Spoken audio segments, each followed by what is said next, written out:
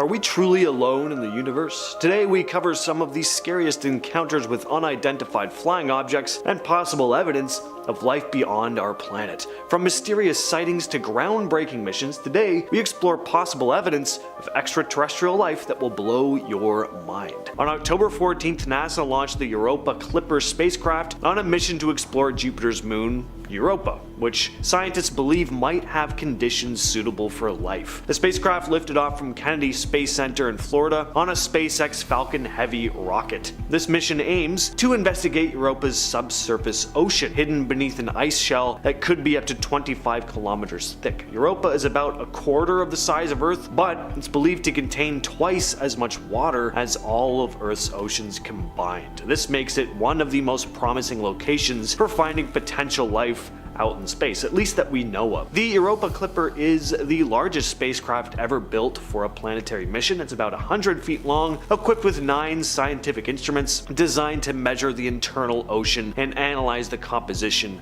of the moon's surface. The spacecraft will conduct 49 close flybys of Europa starting in 2031, getting as close as 15.5 miles to the surface. So unfortunately we do have quite a while to wait before we hear anything, but the fact that NASA is actively seeking out life on a distant moon is pretty cool. Fingers crossed they find something. Just last year, NASA released a highly anticipated 36-page report on UFOs or UAPs, and there were some interesting takeaways. They looked into hundreds of sightings but concluded that they didn't find any solid evidence that aliens were behind any of them. Still, they didn't completely rule out the possibility either. NASA Administrator Bill Nelson made it clear that the agency is stepping up its game in researching these mysterious encounters. He said they'll be using better tech and artificial intelligence to dig deeper into them. The report is pretty technical, but one key takeaway is that it stated there is no reason to conclude extraterrestrial sources are responsible for these sightings. But the report also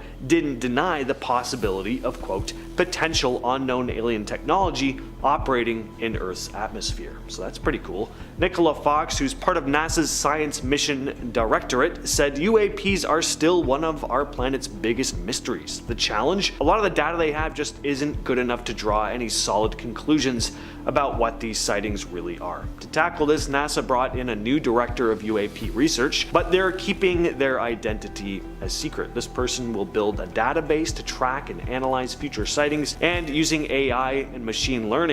It's a smart move, especially since Dr. Daniel Evans mentioned that some members of the UAP panel had faced, quote, actual threats, which is unsettling. So keeping the new director's identity hidden is really about protecting their safety. The Falcon Lake incident began on May 20th, 1967 in Falcon Lake, Manitoba, Canada. This event has often been called Canada's best documented UFO case, and for good reason. It all started with Stephen McCalloch, an industrial mechanic and amateur geologist. He was exploring the area in search of precious metals when he suddenly heard a commotion from a flock of geese, and he looked up to see 2 strange objects hovering about 150 feet away, which he described as cigarette-shaped things with humps in the middle, glowing with a reddish hue. One of the crafts then landed on a nearby rocky platform, transforming into a shiny disc that looked like, quote, hot stainless steel. McCalloch sketched the craft for about a half an hour before deciding that he wanted to get a closer look. As he approached, he noticed it was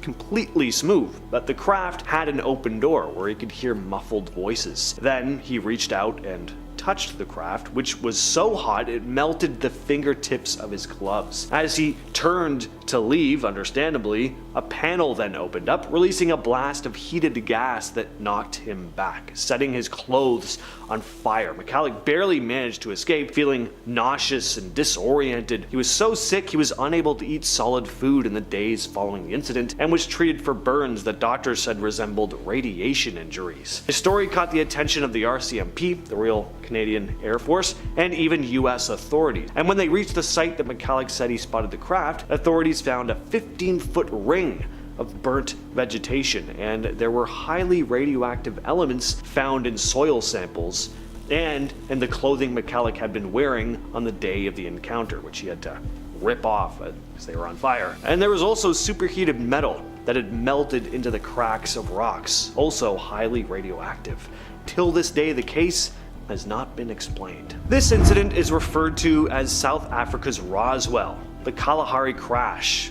Kind of tells you how significant this one was. So the story goes that this whole incident was covered up. Some of the details of this one are a bit vague, and some chalk this up to being a hoax, but there were supposed leaked documents describing the following events. So this was an unusual event that took place over the Indian Ocean on May 7th, 1989. According to reports, a fast-moving object, believed to be a UFO, was spotted by naval personnel. In response, fighter jets were sent to intercept and target it. The UFO was successfully hit and crashed in the Kalahari Desert, leaving a noticeable skid mark. Shortly after the crash, a U.S. recovery team was swiftly deployed to gather evidence from the site and transport it to Patterson Air Force Base. And not only were parts of the aircraft retrieved, but the bodies of 2 alien beings as well. The Tic Tac UFO incident is one of the most compelling pieces of evidence in the world of unidentified aerial phenomena, or UAPs. On November 14th of 2004, retired Navy Commander David Fravor, a pilot with the USS Nimitz,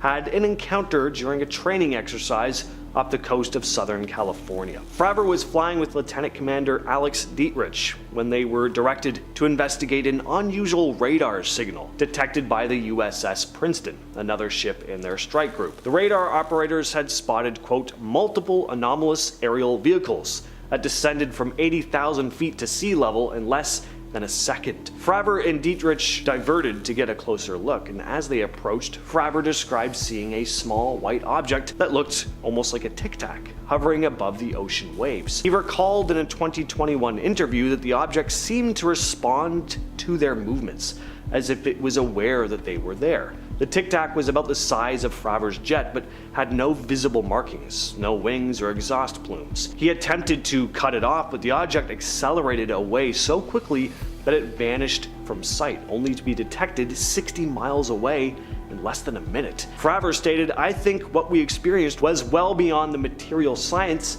and the capabilities that we had at the time, that we have currently, or that we're going to have in the next 10 to 20 years. This incident came out in a report revealing over 500 sightings since 2004, some of which, including this one, are still unexplained. The 1952 Washington, D.C. UFO incident, often referred to as the Washington Flap, is one of the craziest UFO reports in history. Over 2 weekends in July of that year, people in the capital began reporting a series of strange sightings in the sky. On the night of July 19th, radar operators at Washington National Airport picked up a cluster of unknown objects flying at incredible speeds. Ground witnesses described seeing bright lights darting around erratically. The following night, the sightings continued, and the U.S. Air Force sent up fighter jets to chase the mysterious objects. Pilots in the jets reported seeing glowing lights that seemed to defy the laws of physics, making sudden accelerations and sharp turns that no conventional aircraft could replicate. Air Force Lieutenant Colonel Richard French was an investigator for Project Blue Book in the 50s. In 2013, during a citizen hearing on disclosure, he told a pretty wild story. While working for Project Blue Book, his job had often just involved debunking UFO sightings, but there was one incident that he had no explanation for. French recounted an incident had happened while he was investigating off the coast of St. John's, Newfoundland. Reports had come in about 2 mysterious aircraft that supposedly crashed in the water. French followed a group of around 100 onlookers gathered on a nearby wharf. What he saw next was something he'd never be able to forget. He described encountering 2 to 3 foot tall beings that were thin and gray, seemingly working on their damaged crafts in the water. French and the onlookers watched as these strange beings repaired their vessels right before his eyes. Then the craft lifted out of the water and shot off into the sky. He never included this sighting in his official reports at the time, probably fearing he'd be laughed out of his job. The Indian Ocean has a long history of mysterious sightings, with reports of strange underwater objects dating back as far as 1873. A number of sailors have described encounters with these massive, mile-wide discs lurking beneath the surface of the water, sometimes accompanied by eerie lights. One of the earliest documented sightings occurred on March 23, 1873, when the ship Adelheid was navigating the South China Sea. Crew members claimed to see this huge glowing circular object floating just below the water. And then, May 15th, 1879, the crew of the HMS Vulture spotted two enormous Ferris wheel type objects spinning in opposite directions. Each spoke about 25 feet wide and spaced about 100 feet apart. On April 14, 1901, sailors aboard the SS Kilwa reported beams of light shining from an underwater disc-like object in the Persian Gulf. Then in 1943, a sailor named Matthew Mangle noticed a massive glowing disc keeping pace with his ship. Next on the list we have the Rendlesham Forest incident. This one is very well documented. It took place in December of 1980 near the Rendlesham Forest in Suffolk, England. Late at night on December 26th of 1980, military personnel witnessed strange lights descending into the forest. At first they figured it was just a downed aircraft, a known one. What they found definitely seemed to be an aircraft, just not one they'd ever seen before. They came across what seemed to be a metallic object on the forest floor and would see strange lights in the sky. Some reported that the object they saw was triangular and emitted strange beams of light. One of the airmen even claimed to have touched the object. There are official documents that have been released about this story with full reports by the military personnel at the site, and what they described was pretty strange. Now, did they actually encounter an alien spacecraft? It's debatable, but what is clear is that they saw something out of the ordinary. And finally, we have one of the most mysterious and destructive crash landings of all time, the Tunguska event. On June 30th, 1908, a massive blast hit this remote area of Russia. The event is believed to have been caused by the airburst of a large object of some kind, most likely a comet or asteroid, entering Earth's atmosphere and exploding in mid-air. The explosion released an enormous amount of energy and flattened about 80 million trees in the area. Now, luckily this happened in a very remote area, so only trees were affected, but that also means there were very few witnesses. A handful of people did report seeing a bright bluish light in the sky though, accompanied by a series of thunderous noises. And there's always been this question as to whether this was caused by a space rock or something else. Apparently there was also mutated plant life after this impact, and Joseph Stalin is rumored to have even conducted secret experiments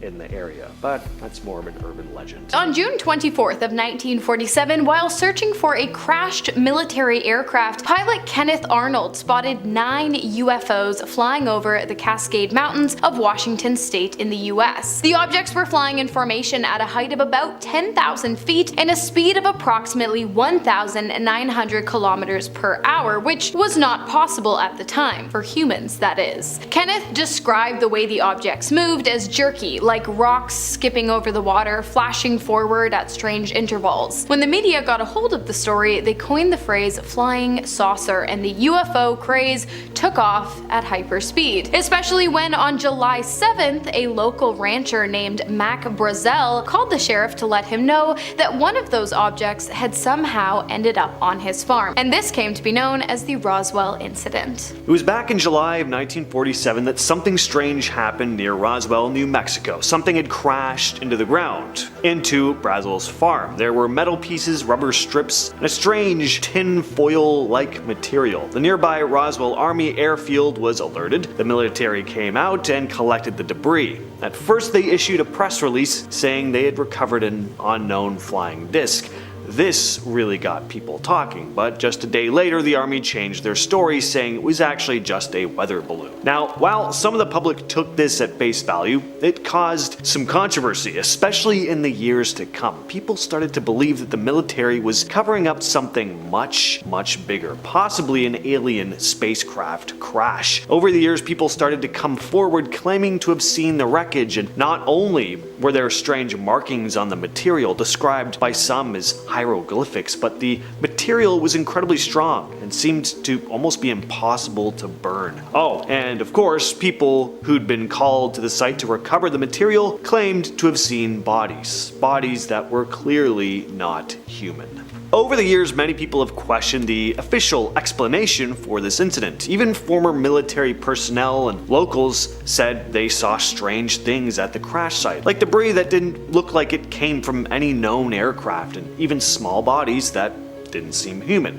In 1994, the US Air Force released a report saying the debris was from a top-secret project called Project Mogul, a project that used high-altitude balloons to detect Soviet nuclear tests. They said the unusual materials found were just parts of these balloons and their sensors, but this explanation didn't satisfy everyone. In 1997, on the 50th anniversary of the incident, the Air Force released another report to address the claims about these alien bodies. They said these were actually just crash test dummies used in military experiments, not extraterrestrial beings. But again, a lot of people were and still are highly skeptical of this. The Roswell incident happened less than 2 years after the atomic bombs were dropped on Japan in 1945. Those bombs were created through a secret project that lasted 3 years and had 3 main sites, including one in New Mexico. So if the government could keep the atomic bomb a secret for so long, why wouldn't they be able and willing to hide information about a crashed UFO landing? Plus, little mannequins? I think most people would look at that and be able to tell the difference between an alien and a crash test dummy. So this foreign object that landed on Mac Brazel's farm actually did so a few days prior to him calling into the sheriff's department. To be honest, he hadn't thought much of it until he started reading about Kenneth Arnold flying saucers and UFOs in the papers. Once he learned about the possible presence of technologically advanced ships with no known origin that likely came from outer space, he began to wonder if that was in fact what had landed on his farm just a few nights ago. And so he gathered up some of the debris and took them down to the local police station. In response, the sheriff immediately contacted the nearby army base, and soon intelligence officer Jesse Marcel had arrived on the scene and instructed Brazel to take him to the crash site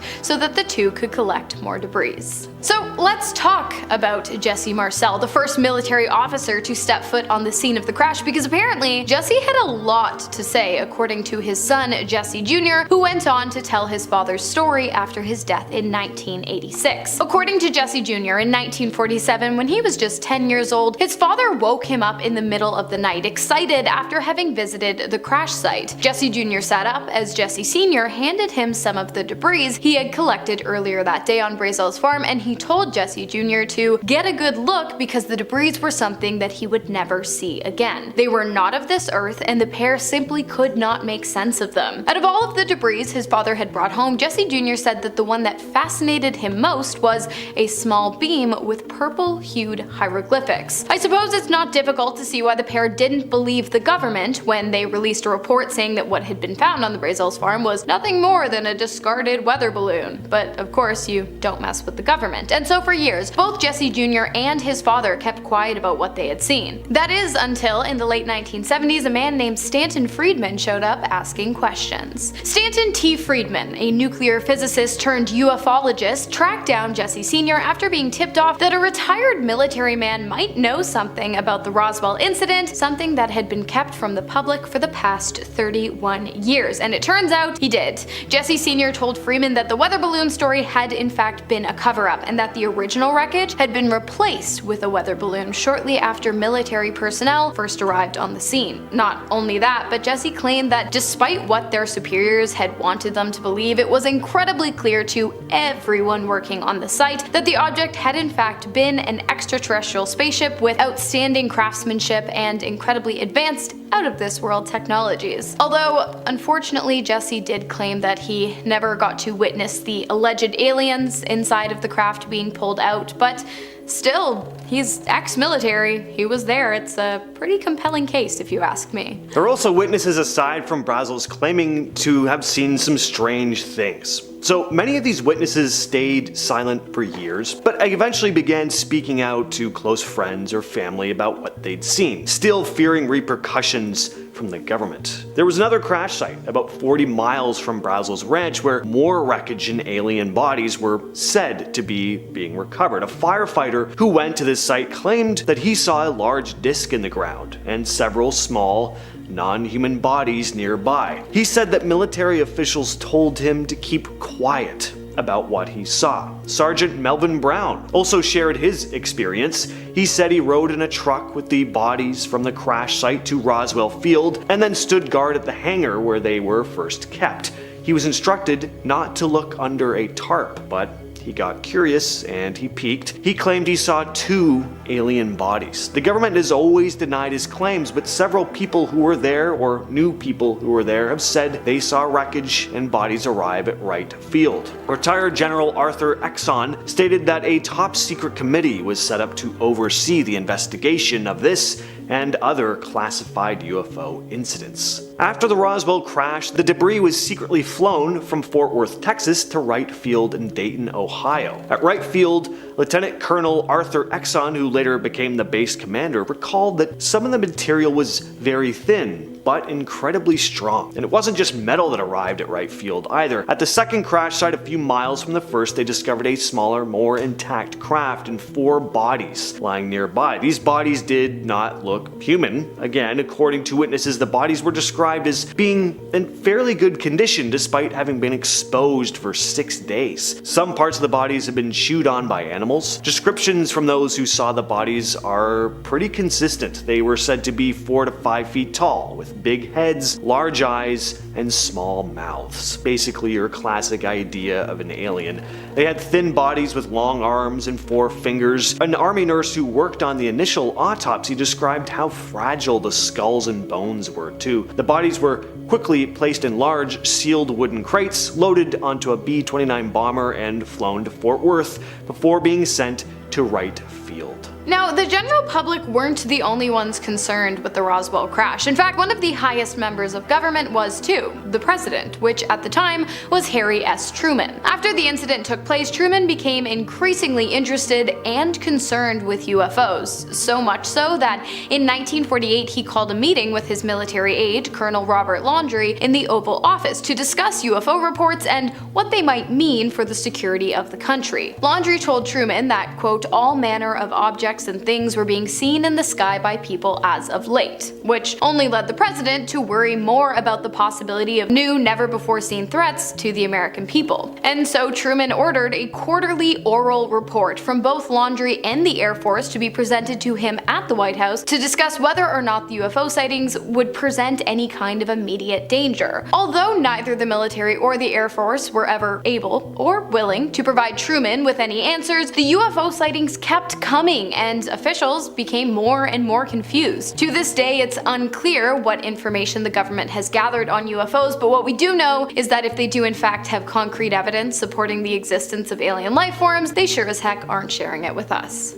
Yet, fingers crossed. The Roswell incident was the catalyst for pretty much every modern UFO conspiracy today. Before Roswell, the idea of aliens was just that, really, an idea. But when stories about this mysterious crash hit the papers, it really changed the public's view of the possibility of alien life forever. Suddenly, what people had read about in science fiction and fantasy novels or watched on the big screen was something a lot more concrete. Project Blue Book formed a few years after the Roswell incident, a genuine Air Force program dedicated to investigating UFOs, at least in the early days. Area 51, the mysterious Men in Black, Majestic 12, all of these things started being whispered about in the years following the Roswell incident. Number 10, James Webb and the Big Bang. Okay, here we go. We'll kick off with some recent news. The James Webb Space Telescope has, of course, been blowing our minds casually for a couple years now. Since his departure up into space back in 2021, James Webb Space Telescope has been showing us these beautiful displays that we never dreamt of ever seeing. Stars so faint and so far away that until this point, well, we had no idea they were even there. For example, last week, the James Webb Space Telescope found new, well, rather old galaxies that look like tiny red spots. Now, by analyzing the light emitted by these galaxies, astronomers can conclude that these galaxies were born 500 to 700 million years after the Big Bang. Now, these galaxies shouldn't be this old, this far away,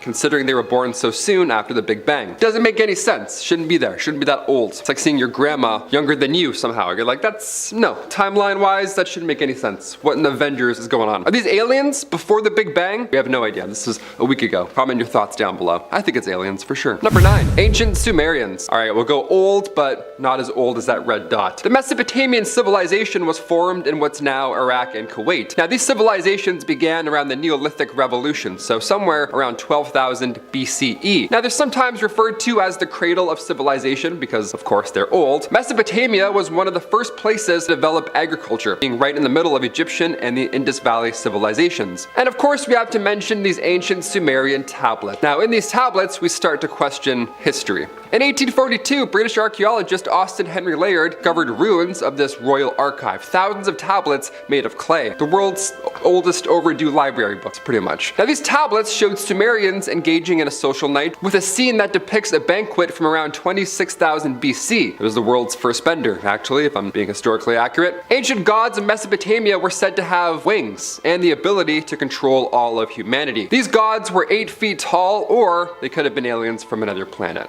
Again, we don't know. Could be gods, could be aliens, could be neither. Drawings of a very tall man, like me, who knows. The Sumerians wrote one of the oldest tales in human history. It's called the Epic of Gilgamesh. So maybe these alien gods inspired them and inspired literature. Who knows? I'd probably write a book if 8 foot tall winged gods landed on my crops for sure. I'd write a journal or two. Number 8, the Madonna with Saint Giovanni. Alright, going back to some art for this one. In our history, even in our ancient history, there have been writings and paintings of the, well, potential extraterrestrial variety. As one example shows, the 15th century painting, the Madonna with the Saint Giovanni, depicts the Virgin Mary. Also, in the background of this painting, features some sort of hovering disc-like object that looks, well, it looks a lot like a UFO. No? I don't know. I can't really describe this. This isn't the only example, however, as we've seen other sorts of otherworldly beings in ancient cave paintings and other Sanskrit scrolls. There are even some people who swear that it's also written in the book of Ezekiel. Aliens are pretty OG. It certainly says something that potential alien sightings have existed since, well, that far back in our human history, so it must either point to proof of alien existence or just humans being obsessed with conspiracies of alien existence. I'm on the latter side. I really want aliens to be real, but I don't think so. I don't know. Number 7, the Nazca lines. We've all heard of alien crop circles at one point or another. I remember watching the movie Signs when I was younger, and well, then I couldn't sleep for 28 years. That's awesome. That birthday party scene? Never again. Thank you so much. Yeah, that scene. Remember that one? So scary, right? Aliens. Just 200 miles southeast of Peru, we can find hundreds of markings etched into the earth. Now they're massive pieces of art, almost like crop circles, but you know, without the farming stuff. More intimidating, more, you know, stone. The biggest ground graffiti spans over 1,200 feet, and you've probably seen it, hopefully not. Many believe that this was an ancient ritual for water. Given its location, well, that theory certainly checks out. Another theory written in 1968 in Eric von Daniken's book, Chariot of the Gods, suggests that ancient Nazca lines was a site for ancient alien visitors. Like a landing pad almost. Airport, there it is, one of those. Leaving behind knowledge in the form of these massive doodles and, well, technology. Number 6, the USS Nimitz. Alright, I couldn't imagine a worse place to find alien life than in the middle of the ocean. Ugh, that's creepy. Although I will argue that an octopus is completely alien. That's messed up, they shouldn't exist. November 2004, the USS Princeton is a part of the USS Nimitz strike group, and they noted this craft, a UFO, a UAP rather, that's what they're calling them now, UAP. Now at first they saw this craft not in the sky, but under the sea, which is interesting because the Go Fast video that we've always been looking at with that thing whipping through the air seems like it's coming from the ocean. The ocean is very unexplored, so there could be a plethora of aliens just waiting down there. Who knows? I certainly hope not, but who knows? A few moments later, this white tic-tac shaped alien craft came out of the water, and a white tic-tac shaped UAP, always egg-shaped in history, that's always a fun sign. Then 2 FA-18 fighter jets were flying above it, and as earlier reports put the egg 80,000 feet above the water, so of course that's when they had to fly in. They saw it fly up, whip through the air, and then again, they saw it dip into the ocean with no exhaust, no infrared, didn't pick up anything, nothing like that at all. It just shot away at 3 times the speed of sound.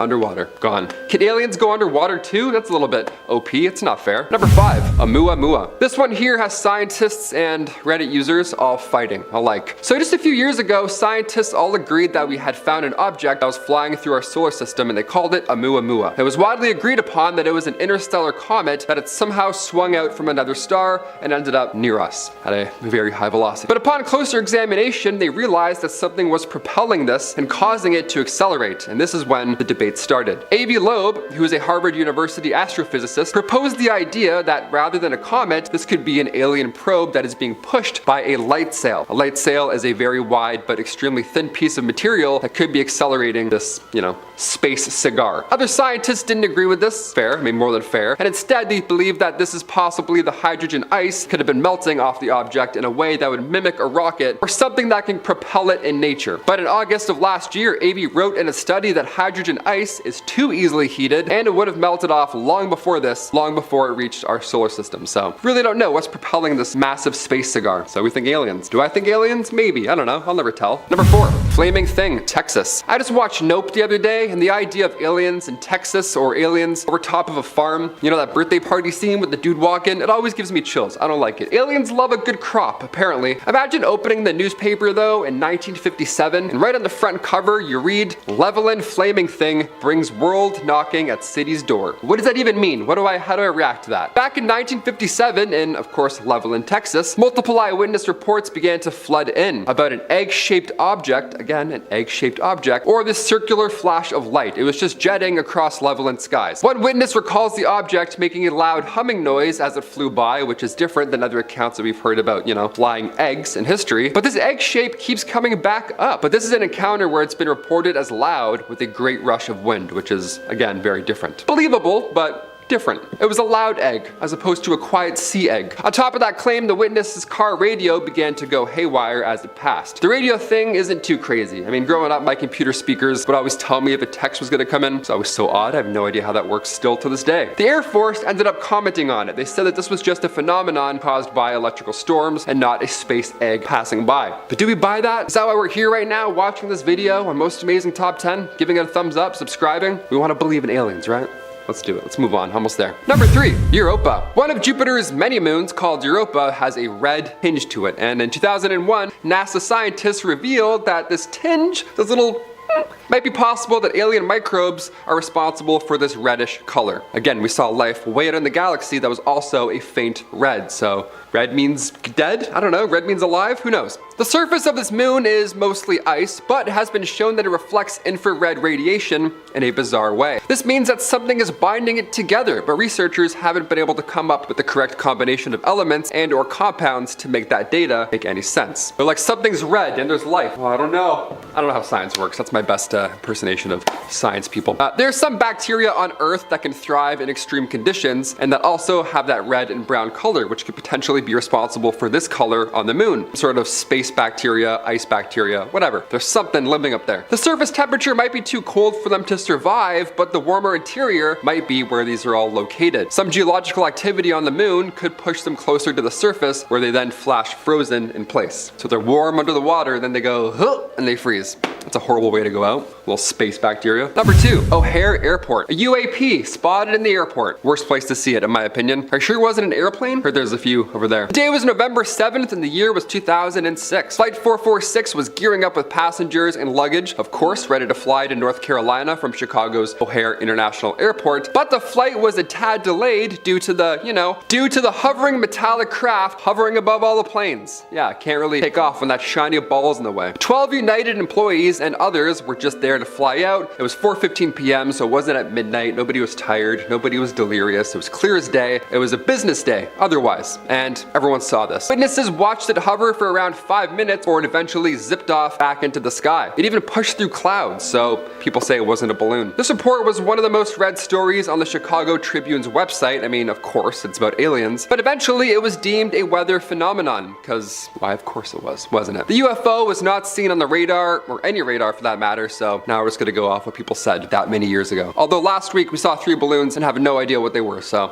we'll never find out at this rate. And finally, number 1, 2021 UFO. February 21st, 2021, a blogger was using a radio scanner to try and pick up the feed from an aircraft, but they received much more than they ever expected. They intercepted the transmission of the wrong aircraft, but at the right time, it seems. As an American Airlines flight was headed from Cincinnati to Phoenix around 1:20 p.m., the pilot came on the radio to ask a question. Do we have any targets up here? Also, what an odd question to ask while you're flying. The voice continued, we just had something go right over top of us. Now after this, he followed up with, I hate to say this, but it looked like a long cylindrical object that almost looked like a cruise missile type of thing moving really fast over top of us flying. Yeah, not where you want to see anything in the air around you. You don't want to see anything that looks like that in the air. No, that's so scary. Not only were FAA air traffic controllers not able to see any object in the area on their radar scope, but they still haven't been able to identify identify what that could have been. Just a rogue something flying by. Nice, that's calming. Glad I went flying yesterday. This does happen more often than any of us really know. Like I said, we had 3 balloons pop up and we have no idea where half of them went or what happened to them. But it's possible this object could have been part of some sort of covert military or Navy operation, but it certainly raises some alarm bells. We don't want to do any tests beside a swoosh airline. Probably not dangerous. Dangerous? Probably not safe. Kicking off our list at number 10, monsters and aliens.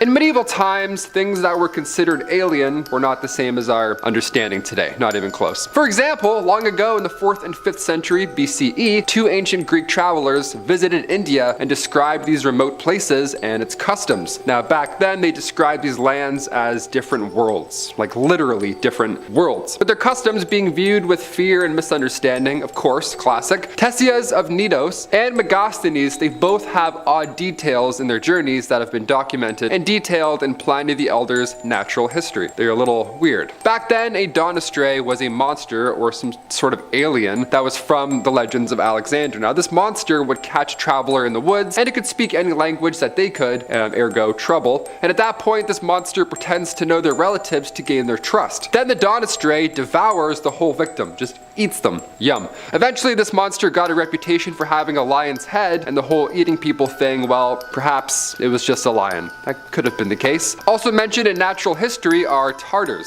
Back then, Tartars were believed to have come from a different world, specifically that of hell, when in reality they were the ferocious Mongols that invaded Europe in the Middle Ages. Not from hell, not even close. After they conquered Poland in the 13th century, it was believed that they came from hell. That's how scary they were. They weren't aliens, they weren't monsters, they were just Mongols. That's all. Maybe they're just Mongols flying up still. We have no idea. Number 9, the baptism of Christ. All right, let's get to some proof of this, out of world alien life. Not a lion, let's talk about flying ships, right? That's why we're here. In the form of art too. How lovely and jarring is that? Currently displayed in the Fitzwilliam Museum in Cambridge lies the baptism of Christ, a painting created by the Dutch artist Erik de Geld back in 1710. Now this painting of his is considered proof to some of some secret knowledge to the public. Now the painting shows these 4 massive beams of light coming down from what appears to be a disc-like object onto, of course, the baptism happening below. Some good alien lighting, that's good. It's almost like this lighting here, but, less lists, more baptisms. That's what it was like. Now, I know this is later than the Dark Ages, of course, but when it comes to art and alien life, I have to throw this one in, of course. Because where did this idea come from? What was the inspiration behind this one? Who were they? Who were these DJs from above? No idea. How long have aliens been around? Medieval times? The Victorian era? Ancient Egypt? With the pyramids? Oh, who knows? Number 8, the Madonna with Saint Giovanni. One of my favorite paintings of all time. Here we go. This and the Screaming Woman. That's good. I love drippy art and aliens. Always a good time. In fact, if I saw a UFO, I would do the scream, probably. The Madonna with Saint Giovanni is a fascinating painting as it shows an airborne craft in its top right corner behind Madonna's shoulder. It's right there.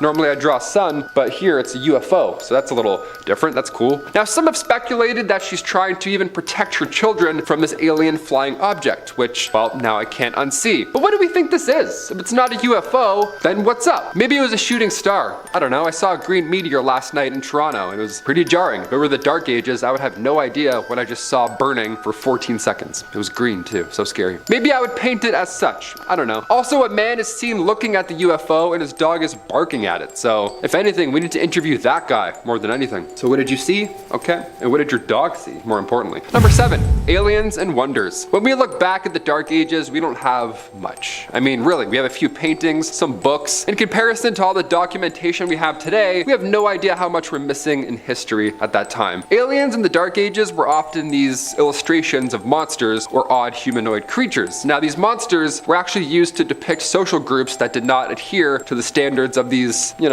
old white Christian men, essentially. This painting of a siren, for example, it's a bird, woman, monster. She's in the ocean doing something. She's naked. This originated in Greek mythology. She is surrounded by men who've drowned after being lured to her by probably sung. Now, the imagery of the siren suggests that the feminine corruption is ultimately responsible for the downfall of men, right? Not that sirens are real, that they're flying drones in and out of the oceans. I mean, today I can't explain those drones going in and out of the oceans, but do I think that they're naked women flying around? No, I mean, But no, probably not. Number 6, medieval sky battle. Short and sweet, this one here. Okay, this looks like the inside of my old high school locker. There's a lot going on, a lot of ideas, a lot of doodles. This Nuremberg broadsheet shows us a battle, an Avengers level threat, really, it looks like. And this took place on April 14th, 1561, whatever this was. The aerial battle involved globes, crosses, and even tubes? Tubes? I don't know. Could these be the same tubes that we see today that we think are UFOs? These cigar-shaped UFOs have been breaking the internet these days, but well, maybe it's the same vehicle. Maybe they just saw it back then. People viewed the event as a divine warning. Yeah, you don't say. That's, yeah, fair. Number 5, medieval cloud ships. This is my favorite. I actually love this one. In a 9th century Latin manuscript, Liber Contra Insulum Vulgi Opinonium, great title, really rolls off thy tongue. It was written by the Archbishop of Lyons, and in it he complained about thy French peasantry's belief in a certain religion called Magonia, from whence come ships in the clouds.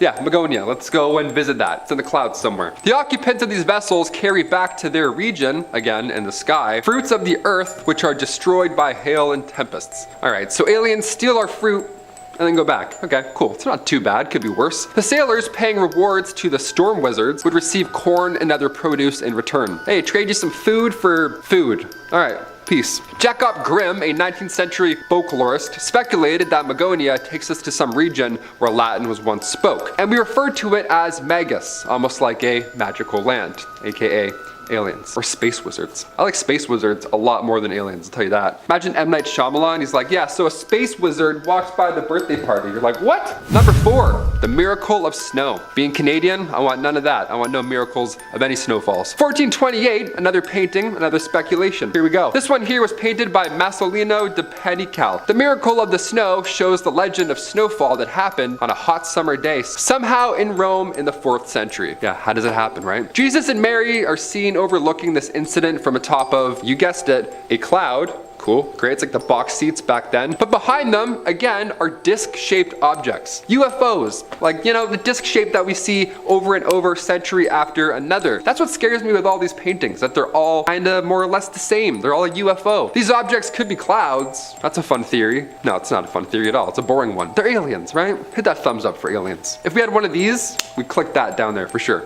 Number 3, Medusa. Could Medusa be an alien? You know, with the snake, hear me out, let's talk about it. Another one of the most recent paintings on our list is Medusa by Caravaggio. Now, we all know the story of Medusa, right? This woman with snakes for hair that when you look at her, you turn to stone. You know, that's a nice fun story before you go to sleep. And this painting here really captures her essence, you know, perfectly. Her beauty, her grace, and her eyes that you can't really look at in real life. Now we can see her, right? In this horrific moment. This painting was meant to be a depiction of the defeat of Medusa, and legend goes that Perseus, who is the son of Zeus and Danae, he was given a shield by Athena. Pretty helpful shield. They're like, thanks Athena, that'll probably help in battle. He took this shield to battle Medusa herself, and he managed to outsmart her by letting her catch a glimpse of her own reflection in the shields. Yeah, gotcha. Made you look, Medusa. And then she turned herself into stone, and that's when he took his sword and then ended her life in a certain way that involves this being off of her body. I won't say the word, but you know what's up. This is the moment that the painting is portraying. The painting was created by Michelangelo in 1597, and it was the second of this kind, which is honestly really creepy. But again, where did this inspiration come from? Aliens? UFOs? Monsters? Are these things real? A lot of people think aliens are like octopus in nature, like, you know, like Nope, spoilers alert, but that's kind of very octopus in nature. Maybe that's what aliens look like. Maybe they have octopus heads. Number 2, Underworld. This painting by Hans Memling was created in 1485, another medieval horrifying painting of another world. Looks like hell, but we'll see. This is one of 3 double-sided panels that were created, and it features a banner that reads, "There is no redemption in hell." Fun one, that's cool. It says like Tyler underneath it. This painting features some sort of devil, alien creature with fangs and wings. I don't know, angel wings, bat wings, not really sure here. But it has an entire face on its belly, which, I don't know, that says alien to me. Never seen one of those up here in our Earth planet. Its hands and feet are claw-like, and it's depicted stepping or dancing on the backs of people who are in the mouths of some sort of another beast. So it's like a beast in a mouth situation. That's cool, that's art. It's absolutely terrifying, especially for those who believe in the existence of hell or other worlds, especially these medieval worlds like Cloudland or whatever that is. Sounds way more fun than that one, that's for sure. And finally, number 1, Lost City of the Incas. Did aliens build this medieval world? No, probably not, but it's a fun one to end on, right? Currently a wonder of the modern world, Machu Picchu was built over 500 years ago. It was first discovered in 1911 by archaeologist Hiram Bingham. Now originally, he and a small team were heading out to find the ancient city of Vilcabamba. But during their commute from Cusco, they found, well, this ancient city instead. They're like, hey, I mean, also pretty good. Many of these stones, of course, weighed a lot, over 50 tons, impossible to move. And with Machu Picchu translating to Old Mountain, this seems like an impossible build from the Inca. Should be like, this is like tripping me out as I'm talking about it. I'm like, how did they do it? This makes no sense. The city is designed perfectly. I mean, after 500 years of foul weather, even earthquakes, nothing's destroyed this ancient city. No idea how they did it. Probably aliens, just like they did the pyramids, right? Elon Musk thinks that aliens built the pyramids, so I mean, if he's saying that, right? Starting off in our number 10 spot, we have the organic object. Leland Melvin is an American engineer and retired NASA astronaut who served on board the space shuttle Atlantis as a mission specialist. He is an incredibly brilliant man with an incredible resume and possibly has one of the best NASA photos of all time, but it's his expertise and intelligence that really makes this story so unnerving. He claimed that while on a space mission as he was orbiting Earth, which is definitely the coolest beginning for a spooky tale, but also really sets the stage for a multitude of horrifying things that could be about to happen. While he was on this mission, he said he saw a quote alien-like organic object. NASA disputed his claims and said that what he saw was just ice, but I feel like I trust the person who actually saw it with their own eyes. Leland went on to write that whatever he saw was quote translucent, curved, organic looking. I have no explanations to offer, but I will say it certainly is interesting and kind of terrifying, and it only adds more horror to the story when you realize that they tried to cover it up. In our number 9 spot today, we have Leveland. This incident took place in 1957 in Leveland, Texas, and actually was the inspiration for a scene in the film Close Encounters of the Third Kind. In the real-life incident, dozens of citizens from across the city began individually reporting seeing a rocket or strange set of lights or some sort of unidentified object, but that wasn't it. Whatever these citizens were seeing was also reportedly interfering with their vehicles as well. Engines were suddenly just dying out and lights were cutting out. If this happened just 1 or 2 times, this could have been some kind of a really strange coincidence, but it was way too many instances. Something else had to have been at play. The authorities at first thought that the reports were a hoax until they too saw the strange lights as they began to investigate. This is where Project Blue Book came in to also investigate, and they came up with quite the conclusion. They claimed that whatever had happened here was simply just a case of an electrical storm and ball lightning that caused the lights in the mechanical malfunctions. That's super reasonable, but the catch with this explanation is that there were no reported thunderstorms in the area that night at all. I'm just saying, something here clearly isn't adding up quite right. In our number 8 spot today, we have the lone survivor. This is an unexplained signal that was first detected in 2003 when astronomers were using a massive telescope in order to re-examine 200 different areas of the sky. I say re-examine because these were areas where there was once a signal that was detected coming from them, and they were taking a look back to see if they could detect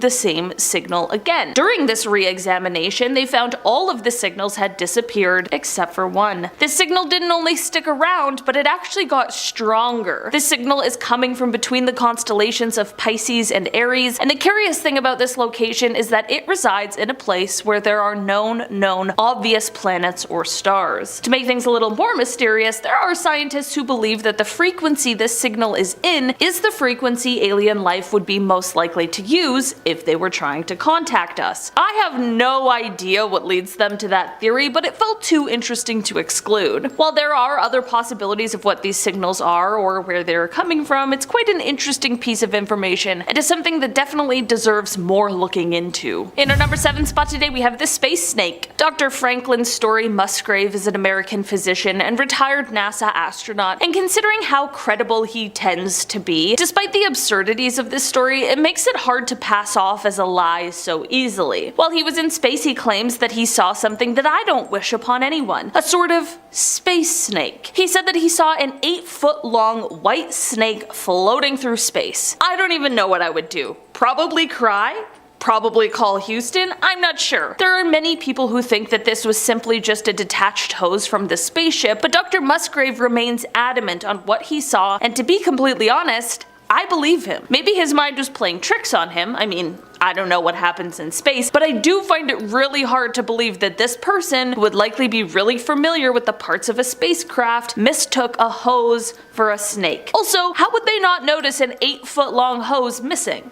Again, I'm certainly no astronaut or scientist or engineer, but it all just seems very strange. In our number 6 spot today, we have the classified report. We're just barely getting into 2023, but already there are some crazy announcements, including one regarding a report that was delivered to Congress from the Director of National Intelligence. Basically, since August of last year, there's been a total of 510 unidentified aerial phenomenon observed in protected airspace or near sensitive facilities. According to the report, 26 of these were described as drones, 163 were labeled as balloons or balloon-like entities, and 6 were described as clutter, whatever that means. This is all fine and well, but the concern sets in when we consider that this leaves 171 sightings unaccounted for, some of which appear to have demonstrated unusual flight characteristics or performance capabilities. It's also important to note that the majority of these sightings are coming directly from Navy and Air Force pilots. Here's the thing, what we know as the public is only a 12-page declassified summary of the actual, real, secret report that was delivered to Congress. Only time will tell if we ever find out what the rest of the report includes or what will happen with further investigation into the 171 sightings, but hopefully if answers do arise, one day we'll find out. And hey, maybe if they don't, maybe Anonymous will just hack them. And then we'll find out. In our number 5 spot today, we have the lights. Leroy Chiao was the commander of the ISS in 2005, and this is exactly when this strange sighting occurred. It is said that he wasn't the only one who witnessed this, however, as it is said that the entire crew was there to see this really unexplainable occurrence along with him. Basically, it is said that they saw a strange set of lights while up in space. He went out to describe the lights and said that they were in the formation of an upside-down V, and that they ended up just stumbling upon this bizarre situation as the formation flew past them. I'm just gonna say it. I mean, I think it's aliens. I just don't have any other possible explanations, and you're telling me that the whole crew saw it? Not just one person this time, all of them. I swear, nothing will convince me of aliens more than an astronaut's first-hand account. Cause like, it's hard for aliens to come and visit us here on Earth, but like, they're just flying through space? They're like, yeah man, this is what we do too, just on the highway.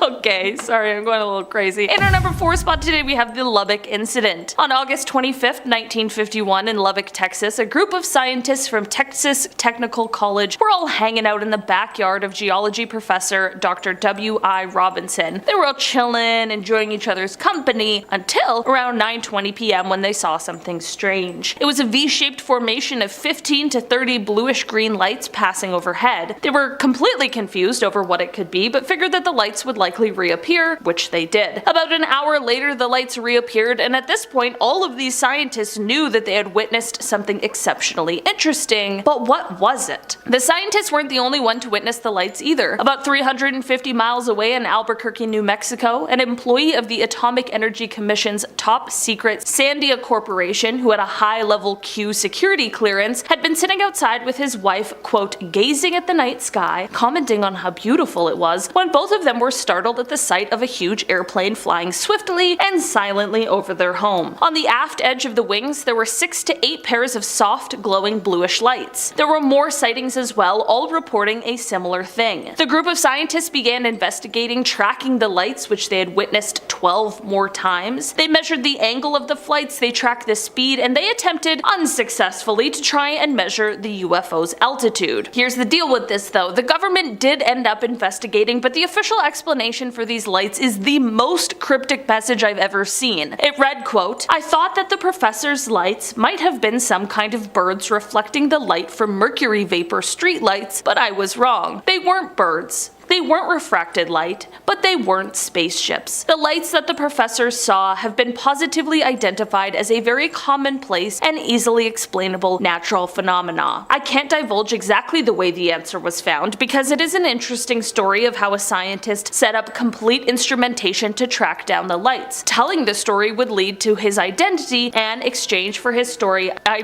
promised the man complete anonymity. Despite people claiming that this mystery has been solved, by this explanation, people are left with a lot more questions than answers. You know? It's just some natural phenomena. We're not gonna tell you which one though. In our number 3 spot today we have glowing green. Gordon Cooper is a well-known astronaut after having flown the Mercury 9 and the Gemini 5, and in fact he was the last American to spend time in space alone. But despite all of these exciting accolades, I want to take you back to May 15th, 1963. Here he was sent off into space in a Mercury capsule for a 22-orbit journey around the Earth, and while on this journey he saw something extremely unsettling, a glowing green object that would approach his capsule. During his final orbit he did tell the tracking station of this object that was quickly approaching his capsule, and they were able to pick up this UFO on their radar, but once Cooper landed, reporters were told that he was not allowed to answer questions regarding this UFO. It's even more interesting considering how Gordon has been a very vocal and firm believer in UFOs, so I have to ask, what do you think this was? In our number 2 spot today we have the Shag Harbour incident. This UFO encounter is often referred to as Canada's Roswell, so I was shocked that I hadn't heard of it before. Basically, this incident took place on October 4th, 1967, when an unknown object crashed into the water near Shag Harbour, which is a tiny town in Nova Scotia. There were at least 11 people who witnessed this object as it crashed, and many people claim to have heard a whistling sound followed by a loud bang when the crash took place. The witnesses that claimed to have seen the UFO were all doing a bunch of different things at the time. One couple was just sitting on their porch, but 2 witnesses that really get me are a flight pilot and a ship captain. On Air Canada Flight 305, First Officer Robert Ralph pointed out to Captain Pierre Charbonneau that there was something strange out the left side of the aircraft. They reported an object tracking along on a parallel course a few miles away and described it as a brilliantly lit rectangular object with a string of smaller lights trailing the object. Shortly after they first noticed it, there was a large but silent explosion near the unknown object, and then 2 minutes later there was a second explosion, but this one faded to a blue cloud. As for the ship captain, Captain Leo Howard Mercy saw 4 blips on the decorator that were totally stationary. This led to him looking up to the sky, and this is when he saw 4 bright objects sitting in a rectangular formation about 28 kilometers from the vessel's window. He wasn't even the only one who saw it on board. The entire crew of nearly 20 fishermen stood on deck and watched. A man named Laurie Wickens was another one of the witnesses, and he and some friends ended up calling the RCMP, the Royal Canadian Mounted Police, because they saw a huge object floating in the Atlantic Ocean about 1,000 feet offshore. This is all super weird, and not only the RCMP, but also the Royal Canadian Navy and the Royal Canadian Air Force became involved in the investigation, but nothing was ever recovered or found. But it was also revealed that all commercial, private, and military aircrafts along the eastern seaboard were accounted for. So what could all of these witnesses have seen? Since they never officially identified what it was, in the official Government of Canada documents it is listed as a UFO. In our number 1 spot today we have the 2021 UFO. On February 21st of 2021, a blogger was using a radio scanner to try and pick up the feed from an aircraft when he received much more than he ever expected. He intercepted the transmission of the wrong aircraft, but at the right time. As an American Airlines flight was headed from Cincinnati to Phoenix around 1:19 p.m., the pilot came on the radio to ask the question, "Do you have any targets up here? We just had something go right over top of us." After this, he followed up with, quote, "I hate to say this, but it looked like a long cylindrical object that almost looked like a cruise missile type of thing moving really fast right over top of us." Not only were FAA air traffic controllers not able to see any object in the area on the radar scope, but they still have been unable to identify exactly what it could have been. This does happen more often than any of us really know, and it is possible that the object could have been a part of some covert military or navy operation, but it certainly raises some alarm bells that it was unable to be tracked in any sort of capacity. I wonder if this is one of these stories that will remain a mystery, or if one day we'll get some sort of answers as to what exactly happened here. Starting off in our number 10 spot, we have organic material. In an anonymous video, there was a point that was made about something that we are actually now watching happen in real time,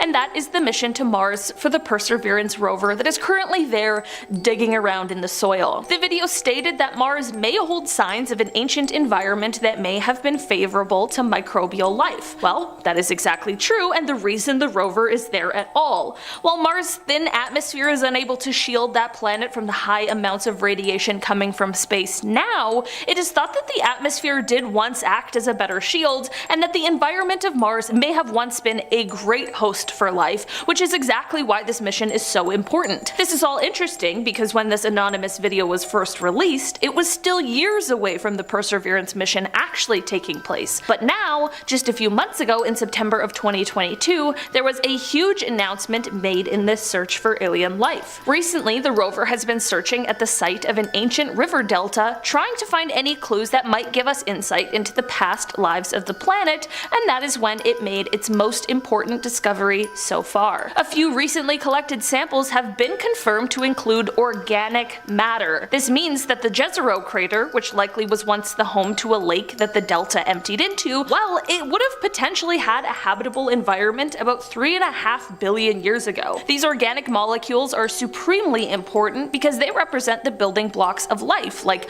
carbon, hydrogen, and oxygen. And while this discovery doesn't just flat out confirm the past existence of life on the planet, it is one of the strongest clues we've ever received, which is absolutely unbelievable. In our number 9 spot today, we have the planetary system. In an anonymous video, whoever the person is speaking, they draw attention to a nearby star called TRAPPIST-1. The video didn't go too much into detail about this, but I'm here to do that now, so we can all know what they're talking about. While TRAPPIST-1 is a star, the revelation that the video spoke about was that this star has an entire solar system of Earth-like planets. This discovery first came in 2017, and upon further research in 2018, it was revealed that some of the planets just may harbor even more water than Earth does. Some of the planets are a little too close to the star, so the water is more atmospheric water vapor. The ones in the middle have liquid water like us, and the furthest ones have ice. TRAPPIST-1 is now the most thoroughly known planetary system apart from ours, which is kinda cool. While the anonymous video made it seem like there was a full-blown advanced alien civilization living in this solar system, there still might be potential for some form of microbial life that we just haven't quite found yet,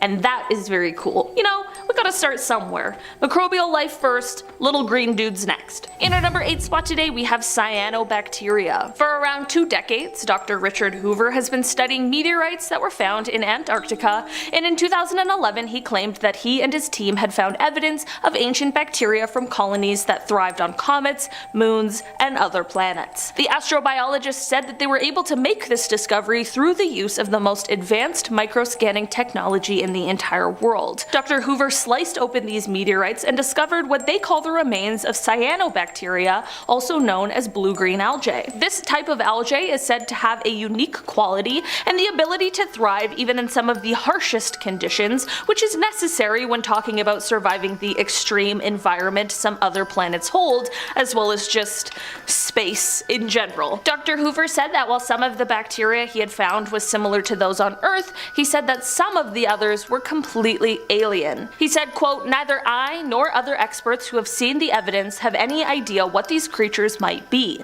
I believe these findings indicate that life is not restricted to Earth, but is broadly distributed even outside our solar system." In our number 7 spot today, we have the FBI documents. One self-proclaimed member of Anonymous took to the internet to discuss some important FBI documents that are apparently unclassified, just sitting there on the website waiting for people to take a look at their contents. The video claims that the document suggests that we've not only been visited by aliens from space, but also beings from other dimensions. The video does explain that the document didn't originate from within the FBI and rather from a university head, but that the FBI treated the document with the utmost importance, which is certainly interesting. It is also very important to note, however, that this document was sent in 1947. Not sure if that makes the claims more or less likely or credible, but the timing of it definitely seems important, at least to me. While this is one of the things that you have to draw your own conclusions from, in the video it is mentioned that while we are arguing whether or not supposed UFO or alien sightings have really taken place here on Earth or in space, there are real instances of extraterrestrial beings visiting us, but we're just too focused on the debate to open our eyes and see for ourselves. In our number 6 spot today, we have the light shifts. In the latter half of 2015, a Penn State astronomer astronomer named Jason Wright explained that there were pretty erratic and spontaneous shifts in the light that was coming from a newly discovered star. The star sits about 1,280 light years away from us on Earth, and these shifts were very similar to as if something was passing in front of our view of the star briefly before passing through. Scientists weren't able to connect this to any exoplanets or anything like that, which we could understand, and this is what led Jason to quite an interesting theory. He stated that it is possible that the shifts are caused by massive objects passing in front of the star in a kind of orbit, like an array of massive satellites or a similar kind of structure, like the type of thing that could be produced by an intelligent and civilized life form. Again, like many things, it's just a theory, but a very compelling one at that. In our number 5 spot today, we have the 2023 sighting. The sign of alien life is in the form of a video, and this video was taken very recently on January 22nd this year, 2023. The video was posted to Reddit by a user called MaxKeller96,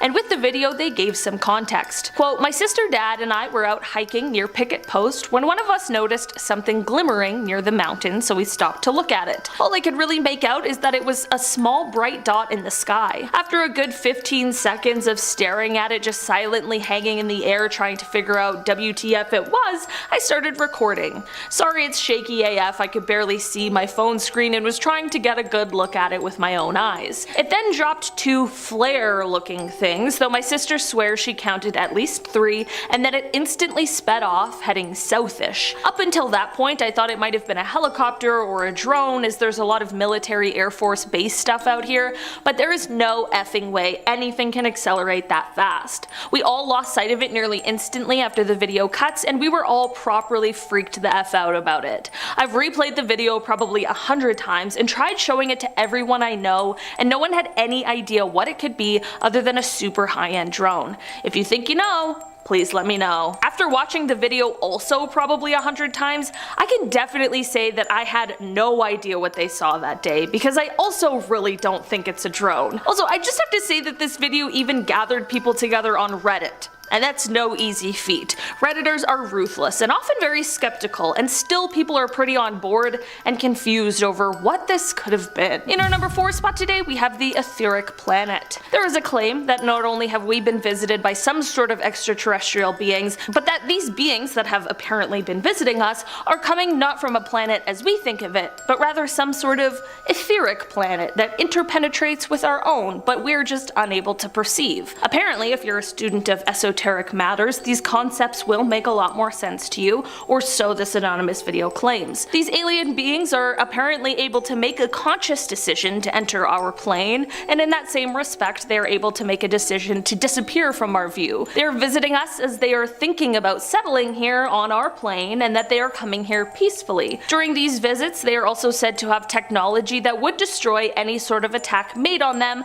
so it is advised that if they make themselves visible to us, we do not attack or make them feel threatened. I'm not so sure about this one, but at the end of the day I am certainly no student of esoteric matters, so maybe it's just something that my brain cannot comprehend with the knowledge I currently have, you know?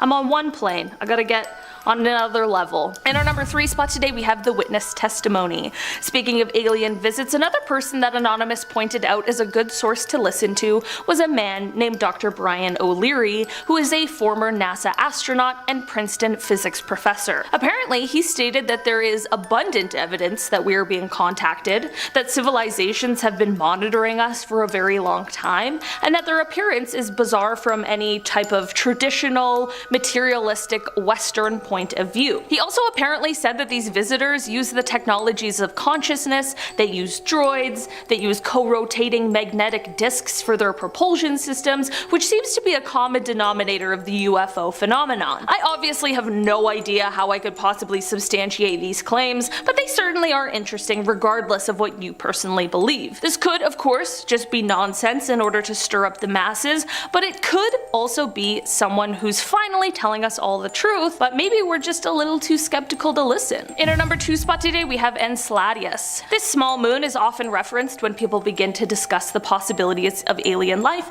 and for fair reason. It was discovered that this moon has hydrothermal processes going on underneath its crust. To us non-scientists, that means next to nothing, but what if I said that that means that it just might have all of the requirements for life, and that it is becoming a greater possibility that we might actually find microbial life there. Basically, this moon has an icy shell for a surface and then a rocky interior, but between these two layers is a warm ocean, and this ocean is where scientists think life is most likely to be. This discovery came almost accidentally when the Cassini orbiter arrived to Saturn in 2005, and it found water plumes shooting out of the cracks in the surface of the moon, which made scientists realize that it just may be geologically active. Through more research, and by flying the orbiter through the water, by the time 2015 rolled around, scientists knew that it was holding all of the keys to life. While this moon was never the original focus of research, it quickly took over with its very exciting potential. In our number 1 spot today, we have the Venus cloud. A couple years ago, in September of 2020, astrobiologists everywhere were excited and skeptical of some new potential evidence that had been found in the upper clouds of Venus. The new findings were pointing to the potential of the presence of phosphine in these clouds. Phosphine is a rare and usually poisonous gas that on Earth is basically always met with the presence of living organisms. Venus hasn't really been the top of the list of choices for finding potential life due to its surface temperature